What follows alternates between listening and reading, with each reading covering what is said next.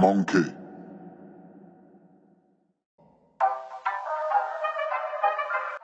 Salut à tous et à toutes les amis, j'espère que vous allez tous très bien. On se retrouve pour une nouvelle vidéo Mercato. Dans cette vidéo, on va parler de l'actualité de l'OM de ces derniers jours, pas mal enflammée comme d'habitude. Et on va sans plus tarder commencer en parlant d'une officialisation qu'on ne voyait pas forcément venir. Il s'agit de Steve Mandanda. On savait qu'il y avait une possibilité qu'il quitte le club par peur qu'il n'ait pas beaucoup de temps de jeu la saison prochaine. Et c'est bien le cas puisqu'il s'engage au Stade Rennais pour 2 ans. Ça a été annoncé par le compte de l'OM, mais aussi par celui de Rennes à l'instant. Va falloir maintenant trouver un remplaçant digne de ce nom, ce qui ne sera pas simple. Toujours est-il que je tiens vraiment à saluer l'immense carrière du joueur qui est Mandanda, et bien évidemment ça me fait très mal de le voir quitter le club, surtout de cette manière. Autre officialisation, celle de Axel Witsel. Le Belge qui a été un temps annoncé à l'OM s'est finalement décidé de rejoindre l'Atlético. Il y avait quand même un espoir puisque la masse salariale du club espagnol était dite comme trop élevée pour pouvoir accueillir le joueur. Ça devait passer par quelques départs, pour l'instant il n'y en a toujours pas, mais toujours est-il que malgré cette incohérence salariale, c'est bien un joueur de l'Atlético comme l'a annoncé le club sur tous ses différents supports. Il s'engage pour 2 ans, ce qui est dommage pour moi puisque c'est un joueur que je trouvais intéressant par son expérience. Après voilà, c'est pas non plus la mort, il y a d'autres profils où on peut se positionner, à voir ce seront lesquels maintenant. L'OM va finalement réussir à se débarrasser de l'un de ses indésirables, le Serbe Nemanja Radonjic. Comme on le sait, le joueur n'est plus du tout dans les plans de Longoria qui fait tout pour le voir filer. Fabrizio Romano nous indique que le Serbe a trouvé un point de chute, le Torino. L'OM et le Torino se seraient mis d'accord sur un prêt avec obligation d'achat fixé à 2 millions d'euros. Tout serait bouclé, le joueur serait invité à passer sa visite médicale en Italie pour très bientôt, à voir si ça se confirme par la suite. Retour d'une nouvelle piste au poste de milieu de terrain que j'ai trouvé très intéressante, celle menant à Nico Gonzalez. Selon Mundo Deportivo, l'OM n'a pas oublié le joueur, Longoria essaierait de se le faire prêter et ça tombe bien puisque si on en croit la source espagnole, le joueur aussi aimerait quitter le Barça mais seulement sous la forme d'un prêt. Pour rappel, Xavi voulait le tester lors de cette pré-saison pour ensuite prendre une décision, et en tout cas, si on en croit les infos de Mundo Deportivo, du côté du joueur, on est assez clair au niveau des intentions. À voir si ça se fera, ce qui ne sera pas simple puisque la concurrence serait composée de Valence, du Betis Séville et de la Real Sociedad, qui ont tous les trois l'avantage d'être des clubs espagnols. On a eu le droit ces derniers jours à un retournement de situation pour Luis Enrique, annoncé tout proche du Flamengo. Selon UOL, les négos entre l'OM et Flamengo seraient définitivement terminés, puisque le club brésilien n'accepterait pas les conditions imposées par Longoria. Cependant, la source nous indique que son ancien club, donc Botafogo, n'a pas oublié le joueur et envisagerait encore un retour à la maison pour l'ailier. De plus, ce club serait prêt à accepter les conditions imposées, à voir l'évolution du dossier. On a eu le droit à un coup de tonnerre dans le dossier Dries Mertens qui serait visé par l'OM, je vous le rappelle, afin en fait d'accompagner Milik un peu comme il le faisait à Naples. Selon Florian Holzbeck, ce serait en très bonne voie puisque les représentants du joueur auraient été aperçus à Marseille afin de finaliser le deal. Pour rappel, il est libre, l'OM n'a donc pas besoin de se mettre d'accord avec Naples et demanderait d'ailleurs au joueur un contrat d'1 an plus une année en option, tandis que de son côté, on souhaiterait plutôt 2 ans secs. À voir l'évolution du dossier qui semble en très bonne voie, même si, attention, Fabrizio Romano a indiqué que tout ça était complètement faux et qu'il n'était pas une piste de l'OM, ça reste cependant à confirmer par la suite. On a eu là aussi une énorme info qui est tombée et qui concerne Paulo Dybala. Selon Alessio Alaimo, l'OM serait prêt à faire une offre concrète pour l'Argentin. Ça peut paraître fou, mais c'est peut-être pas si impossible que ça, à condition que l'ailier baisse son salaire, sachant qu'en plus de ça, son nom a déjà été associé à l'OM. Encore une fois, Fabrizio Romano a complètement démonté cette rumeur en affirmant, comme Mertens, que ce n'était pas du tout une piste de l'OM. Un peu bizarre que ce soit toujours le même journaliste qui dément toutes ces rumeurs. À voir l'évolution du dossier, j'ai envie de dire. Dernière info de cette vidéo qui est comme la précédente assez folle, celle menant à Memphis Depay. Si on en croit les infos du Phocéen, Longoria aurait coché le nom du néerlandais et souhaiterait en faire en fait le gros coup de ce mercato. Massilia Zone nous apprend en plus que Longoria fait tout pour conclure un énorme deal avec le Barça de manière moderne entre guillemets. On peut penser à un prêt avec option d'achat accompagné en fait d'une prise partielle du salaire. Ça aurait tout son sens, mais attention, ça ne veut pas dire que c'est fait. D'autant plus que selon Romain Canuti, va falloir dégraisser la masse salariale afin de lui laisser de la place, ce qui montre que ce n'est pas gagné à l'avance, à voir l'évolution du dossier. Et donc voilà les amis, c'est déjà la fin de cette vidéo. N'hésitez pas à me dire si elle vous a plu dans l'espace commentaire. Donnez-moi votre avis sur les différentes pistes. N'hésitez pas à vous abonner, à lâcher le like, à partager la chaîne, ça me ferait très plaisir. On se retrouve très vite, d'ici là, prenez soin de vous, c'était Kalash OM. Ciao à tous.